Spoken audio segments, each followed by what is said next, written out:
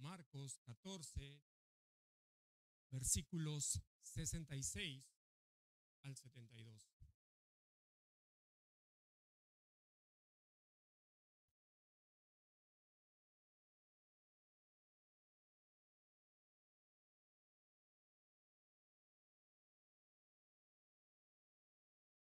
Vamos a ponernos de pie para dar lectura a la palabra del Señor.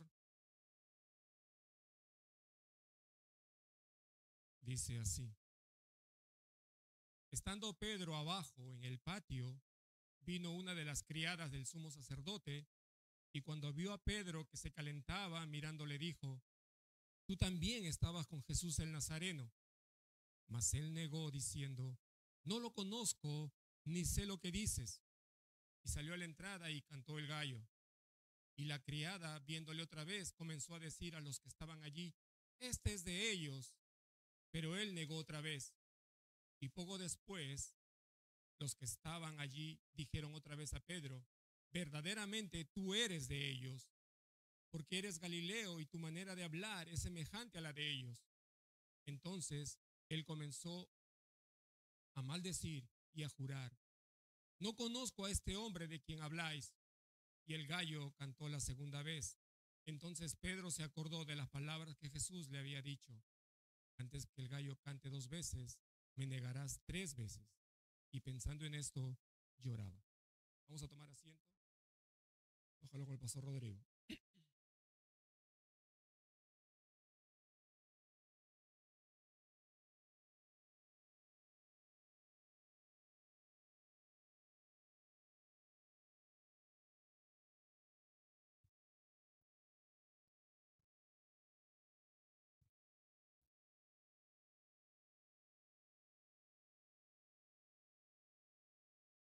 Antes de invitar a que los niños con sus profesores pasen a sus aulas, una breve mención. Hoy tendremos un almuerzo en el basement. Por favor, les pedimos que nos acompañen. Está en su tiempo.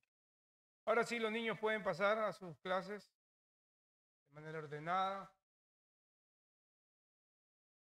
hasta los 12 años. De ahí arriba se quedan aquí.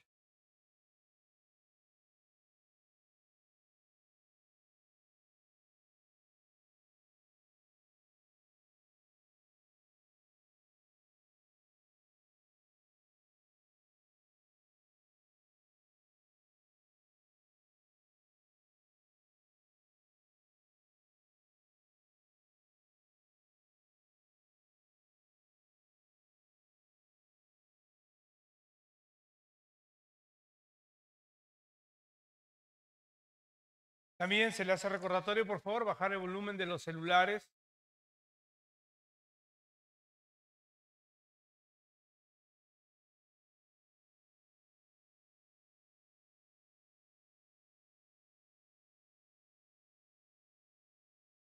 A leer el pasaje que acaba de exponer nuestro hermano Guillermo, nos damos cuenta de que Pedro se une a una larga lista de grandes hombres y de grandes nombres que la Escritura, sin ninguna timidez, sin ningún reparo, nos describe su caída, nos describe sus fallas, sus debilidades. Tenemos el primer hombre creado, Adán, y cómo él también cayó, al igual que Pedro. Él ha caminado con Dios. Pedro caminó con Dios hecho hombre, y aún así no fue suficiente como para que él resistiera la tentación y no comiese del fruto. También podríamos mencionar a Noé, o Abraham, David, como nombres prominentes, y cada uno de ellos con sus fallas, con sus debilidades. Y la Biblia nos suple de todas estas pruebas y no nos oculta las imperfecciones y la debilidad de aquellos hombres que Dios ha llamado. La Biblia se encarga de solamente mostrar a un hombre perfecto, y ese es Cristo. No hay otro más.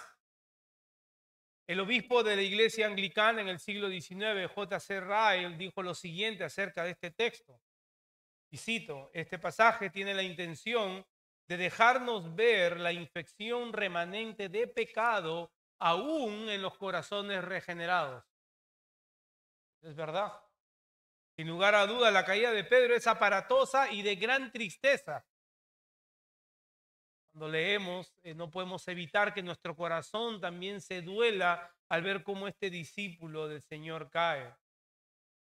También podemos estar tentados de pensar, bueno, más grave fue la caída de David, ¿no? David cometió adulterio y cometió asesinato, podemos así decirlo, orquestó todo para que su general, Usías, esté al frente de la línea de combate y así muera. Pero hermanos, toda caída tiene como principio un corazón incrédulo. Y ese corazón en ese momento busca lo que es más conveniente para él o lo que es de mayor valor ante sus ojos. Ese es el principio de la caída. Pero consideremos la caída de Pedro porque a mi parecer creo que es más significativa en comparación con otros personajes de la Biblia. ¿Y por qué es más significativa? Creo yo, hermanos, porque tiene que ver con la posición de la cual Pedro gozaba. Pedro gozaba una posición de gran influencia entre los discípulos del Señor.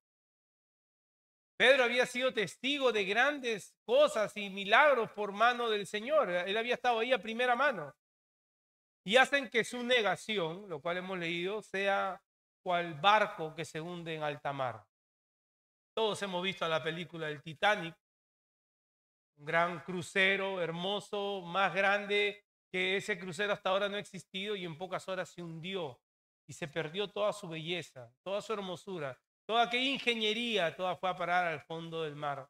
Y podríamos decir que la caída de Pedro es similar. Pero también debemos recordar, hermanos, que aunque la caída puede ser aparatosa, aunque la caída puede ser dolorosa y traer efectos amargos, la caída de un hijo de Dios nunca es una caída final ni total. A diferencia del Titanic, obviamente, no hay quien lo saque, ¿no? Aquellos que han sido llamados por la gracia de Dios, a pesar de las caídas, a pesar del dolor y el sabor amargo que traen las consecuencias, siempre está la esperanza de la restauración. Y eso también lo vemos en la vida de Pedro. Y tomemos en cuenta algo, hermanos, que si Marcos escribe a detalle lo que Pedro está atravesando es porque Pedro mismo se lo ha dicho. Pedro mismo está dando testimonio de esta experiencia amarga y vergonzosa en donde su cobardía quedó en evidencia. Pedro no omite este detalle. Quizás tú y yo lo omitiríamos si nos tocase narrar nuestra biografía. Pedro quiere que la iglesia naciente y aún la iglesia después de 2000 años aprenda de lo que él vivió. Y de la manera como Marco lo ha estructurado, creo que su argumento es el siguiente. La negación de Pedro toma un curso progresivo. No es de golpe. Hay un curso progresivo hasta el punto que Pedro busca desasociarse totalmente de Jesús. Nos muestra también un hombre que había confiado en sus propias fuerzas y que al final cede ante la presión del mundo. Y esa también puede ser nuestra historia. Así como Pedro, progresivamente vamos cediendo ante la presión del mundo hasta terminar negando completamente, ya sea por acción o por palabras, aquel que nos ha salvado.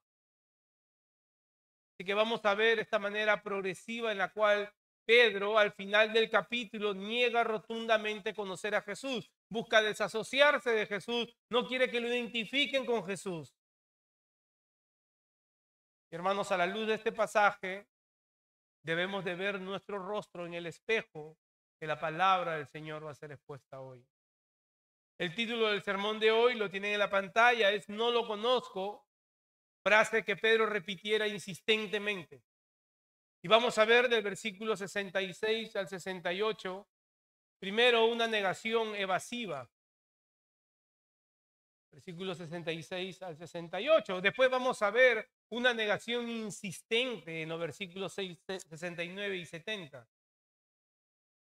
Y al final veremos una negación desesperada, versículos del 71 al 72. Una negación evasiva, una negación insistente y una negación desesperada. Hermanos, acompáñenme en oración para que el Señor nos ayude en este momento. Buen Dios, nos acercamos a ti, rogándote que tu palabra, Señor, sea escuchada con toda claridad, sea expuesta con toda claridad, Señor, pero que sea aplicada por medio de tu Espíritu Santo a nuestra vida. Nos urge, Señor, al ver la debilidad de Pedro, ver también nuestras propias debilidades, Señor. Tenemos la gran necesidad de que tu palabra nos hable, Señor. Ese es el fin por la cual tú la dejaste. Es palabra inspirada por ti. Habla a tu pueblo, Señor, en esta tarde, en Cristo Jesús. Amén.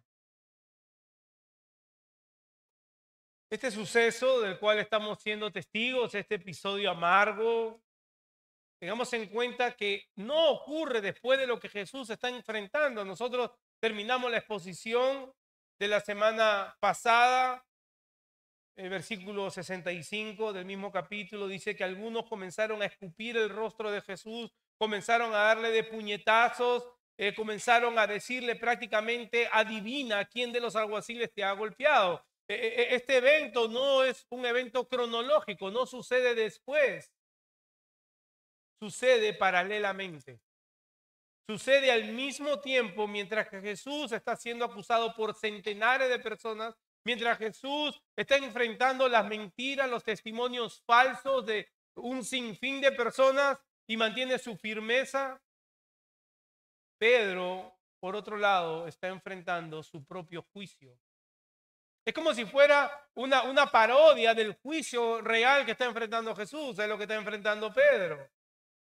Así que imagínense que tenemos una gran pantalla y la pantalla está partida por la mitad y al mismo tiempo en un lado tenemos a Jesús en un juicio ante un tribunal falso, unos líderes corruptos, y en el otro lado tenemos a Pedro enfrentando su propio pequeño microjuicio.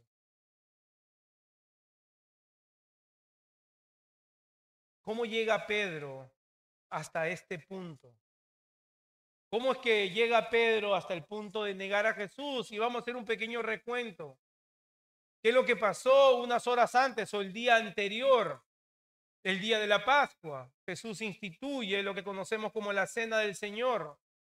Esto se da en medio de la celebración de la Pascua. Y en aquella reunión Jesús ha anunciado la traición de Judas. No lo dijo con nombre, pero ha anunciado una traición. Lo que lleva al resto de los discípulos a preguntarse, a mirarse los unos con los otros, ¿quién será? Pero también le ha dicho a Pedro que él lo negaría. No es lo mismo que la traición abierta que Judas hace en contra de Jesús. La negación de Pedro va a ser producto de la debilidad que él muestra ante la presión. Pero el Señor se lo ha anunciado. Y la respuesta de Pedro, como hemos visto, es imposible. Si estos te niegan, yo no lo haré. Seguramente él ha dicho: mira, Jesús, yo no sé el concepto que tú tienes de este grupo, son medio raros, medio débiles, lo más probable es que ellos caigan, pero yo no voy a caer. Yo no te voy a negar. Jesús no solo se lo dice una vez, se lo dice por una segunda oportunidad. Él dice: mira, la verdad, Pedro, que esta misma noche, sí, esta misma noche me vas a negar 3 veces. Y Pedro, como hemos visto, al parecer se ofende y con insistencia le dice: si es necesario, moriré contigo. Es imposible lo que tú me dices. Si tengo que poner mi vida por ti, la pondré. Después de eso vemos al Señor Jesús en el huerto de Getsemaní orando, y Marco describe el gran sufrimiento, la gran agonía que él está experimentando. Y antes de que él empiece a orar, ha llevado consigo a sus discípulos más íntimos, entre los cuales estaba Pedro, era Pedro, Juan y Jacobo, y les pide por favor que velen y que oren con él. La situación está difícil y necesitas orar. Cuando el Señor Jesús regresa donde están ellos, notemos que no se dirige ni a Juan ni a Jacobo, va de frente a Pedro y le dice: Simón, ¿duermes? No lo llama Pedro con el nombre que él le había dado, no lo llama por su antiguo nombre, quizás haciendo notar su negligencia y su apatía por la oración. Quizás se está comportando como aquel hombre que antes que haya conocido a Jesús. Y este suceso de que lo haya durmiendo se repite 3 veces. El Señor Jesús al final da la razón por la cual era necesario que ellos permanezcan en vigilancia y en oración. Le dice: a la verdad, el espíritu está dispuesto, pero la carne es débil. Y Jesús no está hablando de él, Jesús estaba hablando de lo que Pedro y los demás iban a experimentar, iban a enfrentar cuando él hubiera sido arrestado. Y esto nos deja ver claramente el medio de gracia que el Señor ha dado como herramienta para el creyente, para permanecer firmes, que es la oración. Así que en medio de esto vemos que se produce el arresto de Jesús, mientras que Jesús no terminaba de decirles, de hablarles, de exhortarles, llega Judas con la tropa romana. Y se los han llevado a la casa o al patio de la casa del sumo sacerdote. Ahora Pedro halló la manera de meterse al patio de la casa del sumo sacerdote y está ahí con los alguaciles. Lo vimos en el versículo 54, si retrocedemos un poco. Y Pedro le siguió de lejos hasta dentro del patio del sumo sacerdote y estaba sentado con los alguaciles calentándose al fuego. Probablemente Pedro llega hasta ahí recordando la promesa que le hizo a Jesús, tratando de mantener su promesa de que él moriría con él. Pero podemos notar su temor, podemos notar que se siente intimidado por este gran juicio injusto. Por eso él permanece lejos de su Señor. Y no solo permanece lejos de su Señor, está con los enemigos del Señor, con los alguaciles, calentándose, tratando de encontrar un poco de confort en aquello que no es el Señor. 3 años, hermanos, han pasado desde que el Señor llamó a Pedro. Las palabras fueron: ven, te haré pescador de hombres. Pedro dejó todo. Junto con su hermano Andrés lo siguieron y Jesús hizo de la casa de Pedro el cuartel general, se podría decir así, en Capernaum, donde desde ahí él ministraría. Y hemos visto en los primeros capítulos de Marcos cómo la gente, cómo miles de personas llegaban hasta la casa de Pedro para al menos poder tocar a Jesús y así ser sanados. Le llevaban a sus enfermos, llevaban a sus endemoniados, si se puede decir así, a sus endemoniados, para que Jesús los sanase. Así que Pedro desde el comienzo vemos que comienza a tomar preeminencia importante dentro del círculo de los discípulos. Pero ya muy desde temprano el ministerio de Jesús, cuando llama a Pedro, Pedro ha sido testigo de los milagros tras milagros de Jesús. Pero Jesús también le da una señal a Pedro que su vida no sería fácil. Su vida estaría sujeta a padecimiento. ¿Cuál señal fue esa? Sanó a su suegra.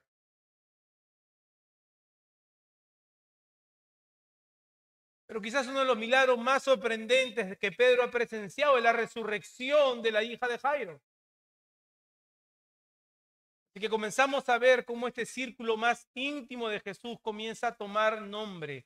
Pedro, Jacobo, Juan. Pedro, Jacobo, Juan. Estos 3 son los mismos que Jesús lleva al monte y les permite ver su gloria en la transfiguración. Aunque antes de esto, Pedro ya ha confesado que Jesús es el Cristo, igual él le permite ver su gloria.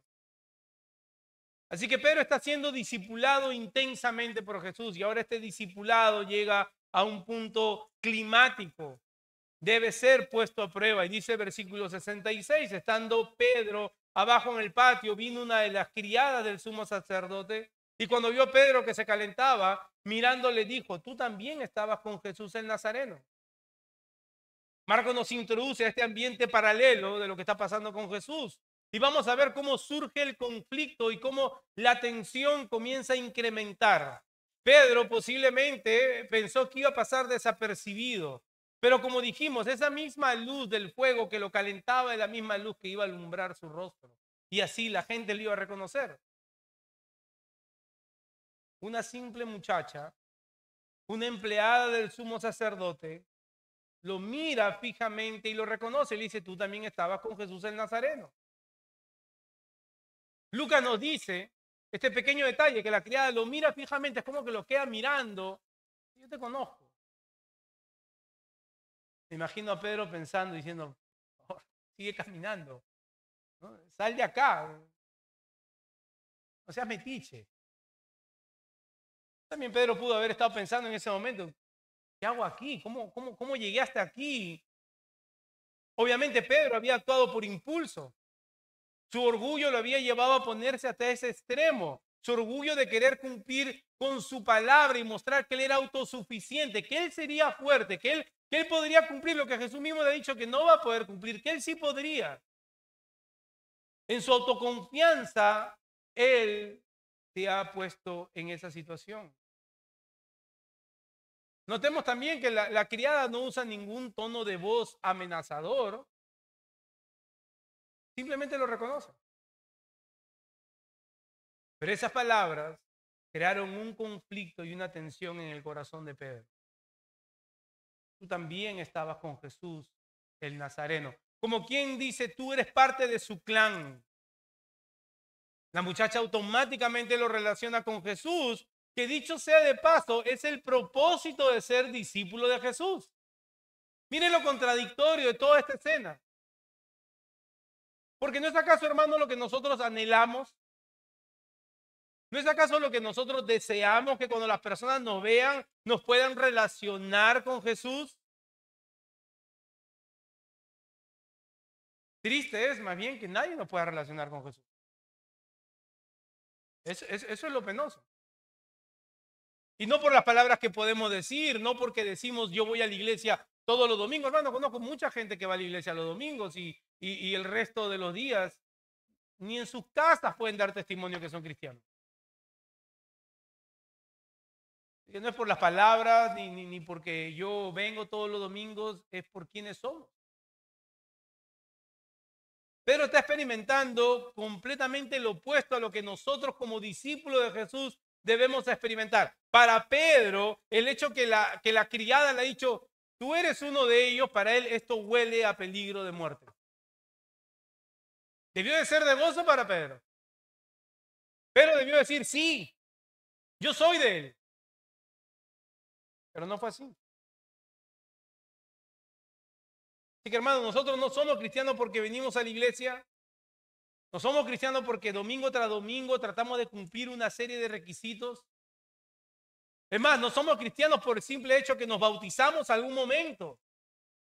¿Cuántas veces he escuchado ese argumento? No, él es cristiano, ¿sí? Porque no, se bautizó. Somos cristianos primeramente porque hemos sido salvos por gracia.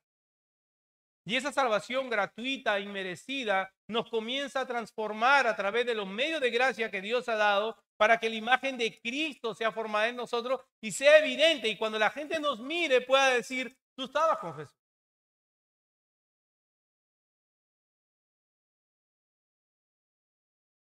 Esto debe estar impreso en nuestra vida, hermanos. Donde vamos, el mundo nos debe identificar con Jesús. No importa el círculo en donde tú te desenvuelves. Si solo es en tu hogar, si solo eres un muchacho de 15, o eres ama de casa, o eres un padre que trabaja de la casa, primeramente los tuyos te deben identificar con Jesús. Por eso no quiere decir que somos perfectos. Esto lo que quiere decir, hermanos, que hay una lucha en nosotros. Y una lucha que produce dolor, que produce llanto. Al ver que aún hay un pecado remanente en nuestro corazón y que luchamos por mortificar aquel pecado, ¿para qué? Para mostrar virtudes que hallamos en nuestro Señor, poder mostrarlas en nuestra vida. Así que la pregunta es necesaria en este punto del sermón. Los que están a tu alrededor te pueden mirar y decir que tú has estado con Jesús. O que estás con Jesús. Los que están a tu alrededor pueden dar testimonio de que eres un hombre, una mujer, un joven, un anciano, que refleja a Jesús. Tu jefe puede decir que eres un empleado y que la manera como trabajas refleja el carácter de Jesús. Y si tú eres jefe, tu empleado puede decir que realmente tú reflejas el carácter de Jesús.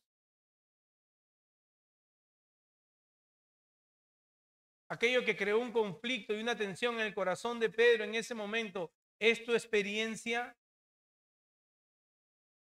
Y esa experiencia debe llevarte al gozo. ¿O estás experimentando lo opuesto? Quizás nadie puede identificarte con Jesús. Ahora, ¿cuál fue la respuesta de Pedro? Y como hemos visto, nuestro primer encabezado fue una negación evasiva. Dice, más él negó. Versículo 68. Hubo tal temor en Pedro que pretendió negar su asociación con Cristo. Pretendió negar que él era uno de ellos. Y lleva de la pregunta, dice, no lo conozco y la verdad que no sé ni lo que hablas, ¿no? Le dice a la muchacha. No sé lo que estás hablando. El pasaje no nos dice en sí qué fue lo que experimentó Pedro. No sabemos en sí qué es lo que lo lleva a Pedro a negar de manera evasiva a su Señor. Pero lo que sí es claro que ante la primera presión, Pedro simplemente se derrumba. Aquel hombre que hasta ahora se ha mostrado orgulloso, autosuficiente, según él dispuesto a morir por Jesús y con Jesús, ha sacado su espada, le ha cortado la oreja al criado o al siervo del sumo sacerdote, y no necesariamente por defender a Jesús, sino quizás por defender su propia vida. Ese Pedro fue negligente en orar cuando era necesario. Así que su carácter y su autosuficiencia no le va a servir de nada. Porque a la verdad el espíritu estaba dispuesto, pero la carne es débil. Y es un principio en el cual todos aún nos movemos. El espíritu está dispuesto. Queremos obedecer, queremos agradar al Señor, pero la carne es débil. Y ahora vemos el desenlace de eso, a dónde conlleva todo eso. Una simple sirvienta lo pone en aprietos. Al punto de actuar como que si no entendiera lo que la sirvienta le ha dicho. Así que Pedro, para evadir una confrontación, dice el texto, salió de ahí a la entrada, sale del área donde él estaba y se va para afuera. Él no le quiere dar mente al asunto. Cual gatito asustado sale por ahí. Él está pensando más en su bienestar. Él está pensando más en evadir que en confrontar.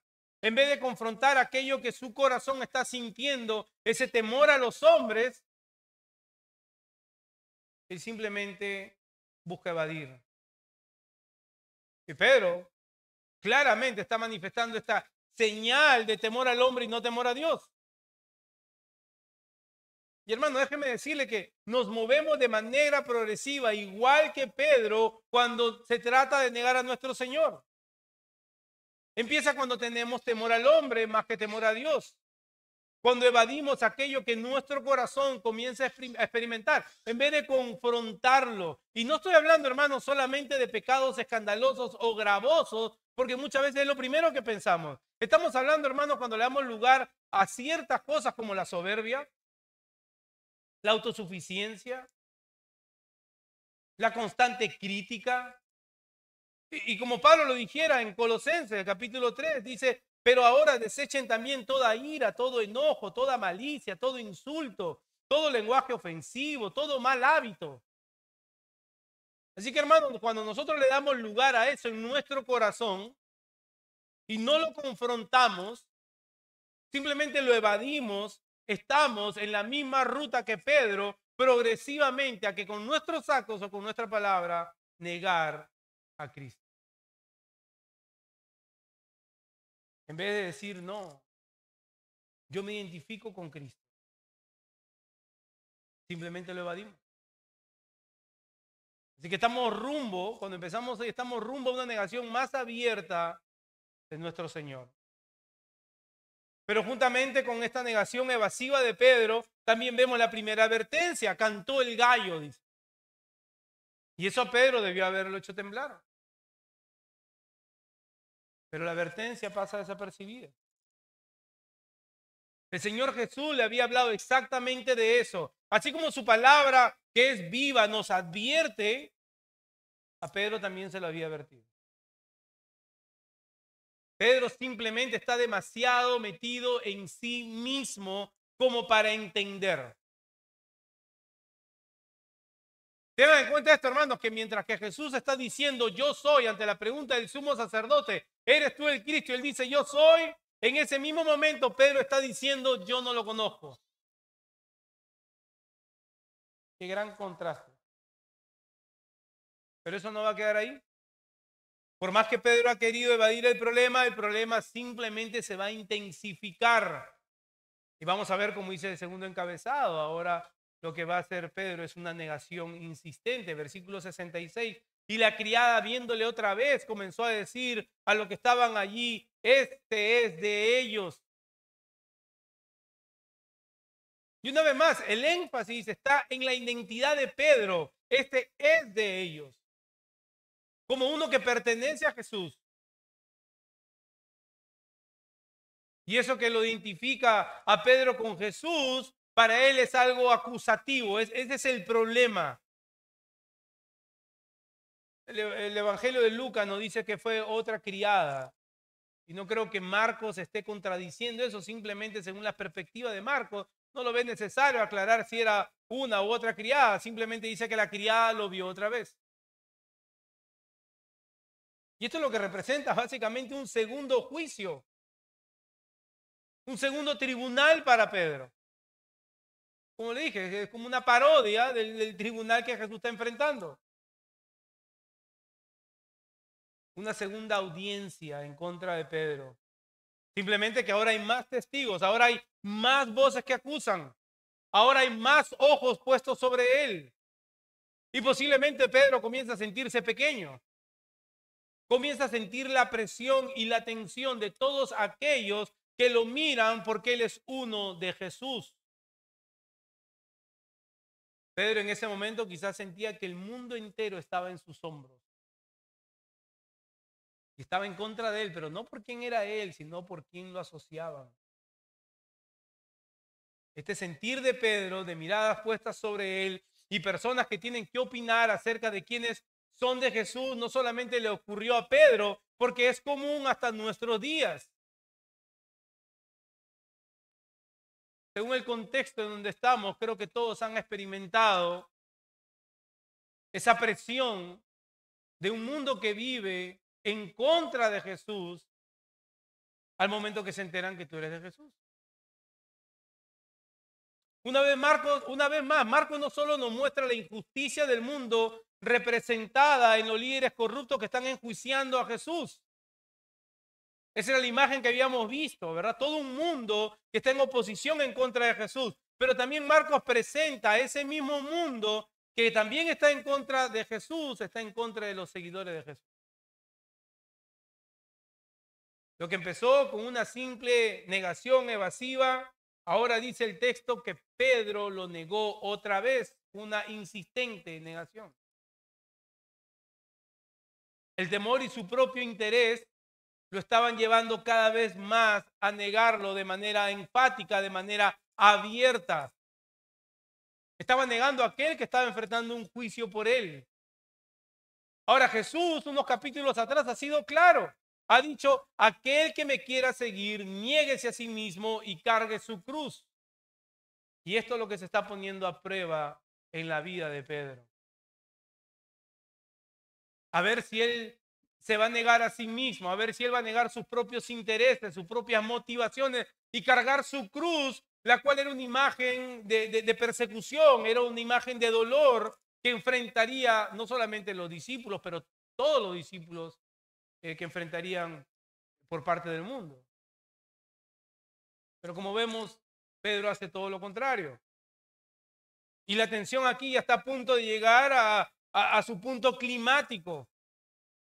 Porque ahora no solo es una voz o dos, como dice el texto, el versículo 70, dice que lo que estaban allí, todo lo que estaban allí, le dijeron a Pedro, verdaderamente tú eres de ellos porque eres Galileo y tu manera de hablar es semejante a lo de ellos. Mientras que Jesús es hallado culpable por la verdad de quién es Él, no ha habido testimonio falso que lo inculpe, Pedro quiere liberarse de que caiga sobre él un tipo de castigo severo por ser del Mesías. Él no quiere que haya represalias. Pero no hay manera como negarlo. Dice que él habla igual que todos los que están con Jesús. Hasta su acento es el mismo que el del grupo de Jesús. Así que los reflectores están sobre la vida de Pedro. Pedro no haya otro recurso más que negarlo insistentemente. Déjame preguntarte, ¿te has visto tentado a negar a tu Señor en circunstancias de la vida? No solo porque comenzamos a albergar algún tipo de pecado, estamos negando al Señor, pero igual que Pedro, podemos enfrentar una situación de presión social en la cual nos encontramos en la posición de negarlo. Yo recuerdo cuando era muchacho y no era cristiano, y si nos enterábamos que alguien era cristiano, nos convertíamos como hienas, porque venían las burlas, venían los insultos, maneras de tentar o maneras de faltar respeto. Algo teníamos que hacer. Y yo no creo que eso haya cambiado. No creo, no me imagino que haya cambiado. Las universidades, las escuelas, los centros de trabajo son lugares que se han vuelto intolerantes a todo lo que tenga que ver con nuestro Señor. Hermanos, y no estoy hablando de que vaya a haber una Biblia en la escuela o no vaya a haber una Biblia en la escuela. Eso puede pasar. Pero al momento de declarar la verdad del Evangelio, la gente se vuelve intolerante. Pasa en la iglesia. Personas que tienen años en la iglesia. Y cuando se les expone el verdadero evangelio, lo rechazan. Así que no nos debemos dejar llevar por espejismos. Amén. Si en algún momento la palabra del Señor va a estar disponible para los muchachos que están en la escuela. Amén. Pero el problema del hombre no es un asunto externo, es un asunto interno, es un asunto del corazón. Así que todos estos lugares son intolerantes a todo lo que tenga que ver con el Señor Jesús. ¿Saben por qué? Porque el Jesús del mundo es un Jesús de simplemente amor y es tolerante. Y cuando tú le dices a la persona que Jesús dice que esto es pecado, olvídate. Olvídate. Y me imagino que muchos de ustedes, incluyendo los jóvenes y quizás más los jóvenes, se han podido haber visto en la misma situación que Pedro. De alguna manera u otra han tratado de desasociarse de Jesús. No, yo voy a la iglesia, sí, no. Mis papás son cristianos, yo voy porque no me queda de otra.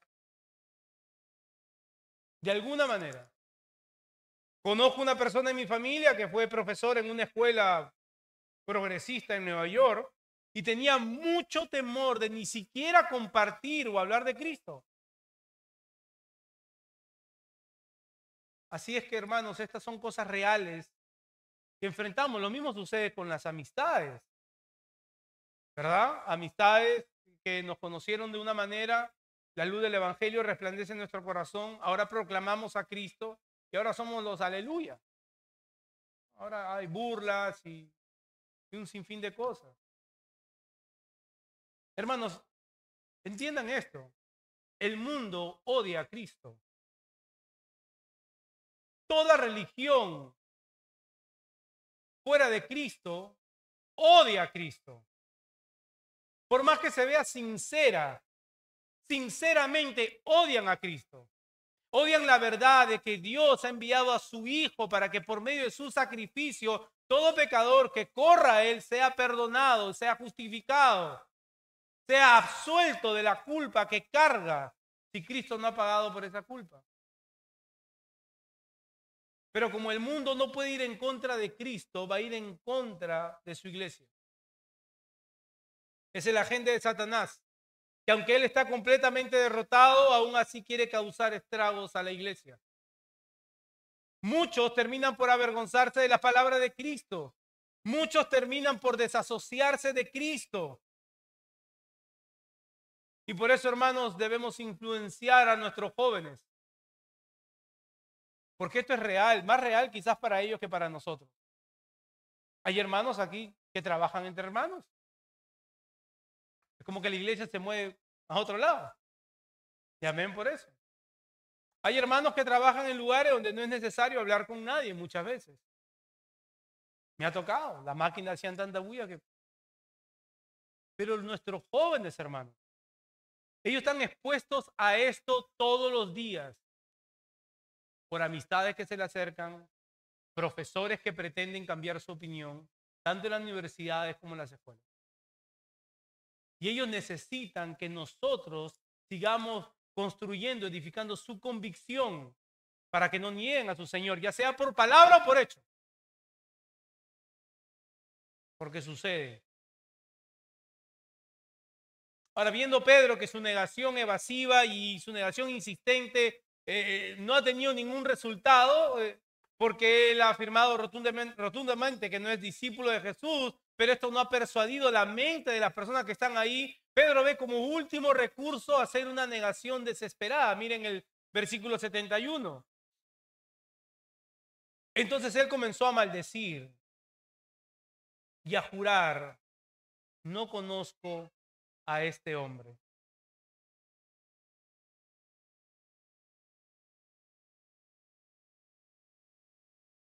No conozco a este hombre de quien habláis.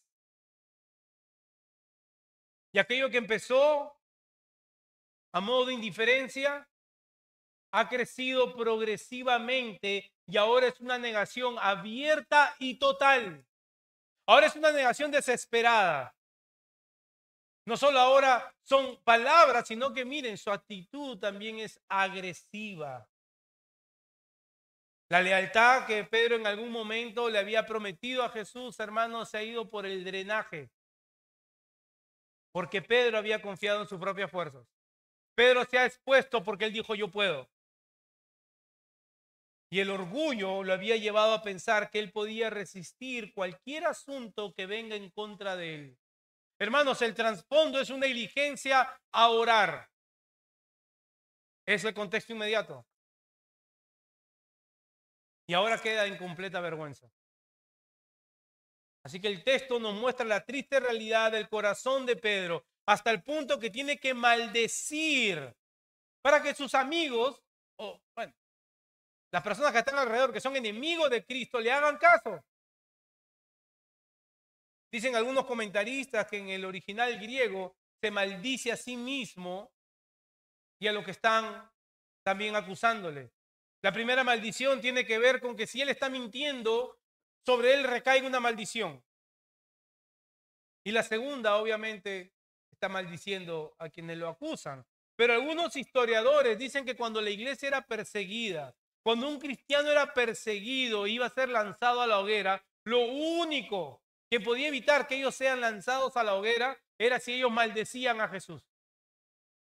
Y si ellos maldecían a Jesús, eran librados. Y yo creo que esto es lo que hace Pedro.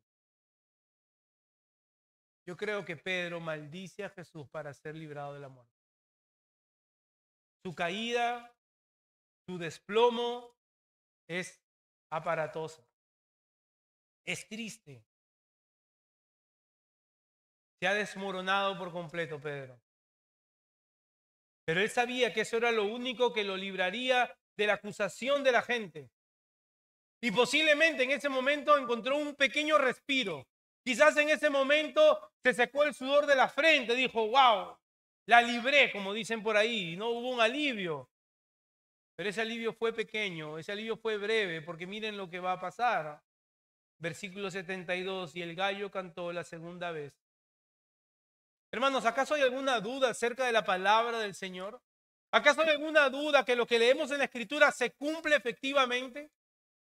No puede quedar ninguna duda en nuestro corazón. La palabra del Señor es 100% verdadera y es autoritativa y suficiente porque es inspirada por un Dios soberano. Y este hecho no lo muestra. No muestra la veracidad de la palabra del Señor. y la autoridad que tiene ella. Tal como Jesús había dicho que iba a pasar, así pasó. Este gallo no habló como la mula de Balaam, pero definitivamente habló al corazón de Pedro. Traspasó el corazón de Pedro. Fue como una daga. Lo quebró en 1000 pedazos.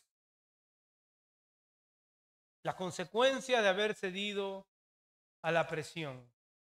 Ahora Pedro las vive. Las consecuencias del temor del hombre ante el temor a Dios fue de gran dolor para la vida de Pedro. Miren lo que dice el texto. Dice, entonces Pedro se acordó de la palabra de Jesús, de que antes de que el gallo cante 2 veces, le dijo, me negarás 3. Y pensando en esto, lloraba. Empezamos en un ambiente en donde Pedro es reconocido. Y ahora el texto nos deja con otro ambiente, pero un ambiente desolador. Un hombre quebrantado y llorando amargamente por las consecuencias de haber cedido a la presión. Quizás no es nada alentador para Pedro. El desenlace de su negación son sus lágrimas amargas. Y aún el Evangelio de Lucas añade un detalle que sin duda perforó el corazón de Pedro. Dice que en ese momento Jesús miró a Pedro, mientras que Jesús estaba haciendo, le tiraban puñetes, mientras que Jesús estaba siendo abofeteado. En ese momento, cuando Pedro lo niega, Jesús voltea y la mirada de su Señor está fijamente en la vida de Pedro, y eso terminó por quebrar a Pedro. Pedro debió mantener su mirada fija en su Señor. Pedro debió recordar aquel suceso que cuando él iba caminando en el mar, quitó la mirada de Jesús y comenzó a hundirse. Quizás un presagio de lo que vendría después. Pedro salió de ahí ya no para huir, sino para llorar amargamente. Lágrimas amargas, producto del dolor que el pecado causa en nuestro corazón, hermanos. Incontables lágrimas que brotan de un corazón arrepentido, de un corazón que sabe que ha fallado a su Señor, que ha cedido ante la presión cualquiera que ésta sea, y que lo ha negado de la manera más vil. Pero eso no sería el final para Pedro. Esas mismas lágrimas amargas que él experimentaría, las volvería a experimentar, pero para su restauración. Cuando pareciera ya que el Evangelio de Juan termina, cuando ya pareciera que se cierra el Evangelio de Juan, Juan decide aumentar un capítulo más, porque él ve necesario dedicar un capítulo a la restauración de Pedro. Y así como la caída fue terrible, así como la caída fue dolorosa y vergonzosa y su negación fue abierta, así Cristo lo restauraría. Nosotros conocemos el pasaje. 3 veces lo negó. 3 veces el Señor Jesús le pregunta si lo ama. Y no porque sea una fórmula, sino que cuando Cristo restaura la totalidad de nuestro corazón quebrado, producto por nuestro pecado. Su restauración es total. Las consecuencias muchas veces se van a ver. Las consecuencias muchas veces van a perdurar. Y el Señor muchas veces no remueve las consecuencias. Pero nuestra restauración en nuestra relación con el Señor es total. No hay nada que Él tenga en contra de nosotros si hemos sido perdonados. Algunos comentaristas dicen que quizás por el resto de la vida de Pedro, al escuchar cantar un gallo, le producía cierta sensación en su corazón, cierto dolor de recordar lo que él fue. Y puede ser verdad o no, pero una cosa es cierta: Pedro no sería el mismo después de eso. Pedro cuenta su historia para que quede registrada su falla, su debilidad, como testimonio del poder restaurador que hay en Cristo Jesús. Pero también para que no dejemos que la autoconfianza y el orgullo nos ciegue hasta el punto de pensar que estamos firmes y que no vamos a caer. Hermanos, hay muchas formas de negar a Jesús. Y como dije al comienzo, puede empezar albergando en nuestro corazón algún tipo de pecado y que simplemente queremos evadir. o puede ser una negación literal bajo la presión de la sociedad. Hebreos nos dice que mantengamos firmes nuestra mirada puesta en Cristo Jesús, quien es el autor y consumador de nuestra fe, y que corramos nuestra carrera de la fe con paciencia, con perseverancia. Mantengámonos vigilantes, hermanos, orando en todo tiempo para que nuestros corazones sean cada vez más hechos conforme a la imagen de Cristo, porque en la oración estoy expuesto a la gloria de Cristo. Yo no sé si ha venido a tu mente algún episodio en tu vida donde quizás como Pedro, con tus hechos, quizás más que tus palabras, negaste a Cristo. Quizás aún viva un amargo recuerdo en tu mente, en tu corazón. Quizás no te has podido despojar de la vergüenza. Recuerda lo que Juan escribió. Si confesamos nuestros pecados, Él es fiel y justo para perdonarnos y limpiarnos de toda maldad. De toda maldad. Y después de eso, Juan también añade, estas cosas os he escrito, hijitos, para que no pequen, pero si pecan, abogado en el cielo, tenemos a Cristo Jesús, el justo. Hay esperanza, hermanos, a pesar de que las caídas pueden ser dolorosas y debemos evitarlos a toda costa, debemos negarnos a nosotros mismos para que con nuestros hechos no neguemos a nuestro Señor. Pero hermano, déjeme darle esperanza, la caída de un creyente nunca es final. Nunca es total. Hay restauración, hay perdón y hay esperanza.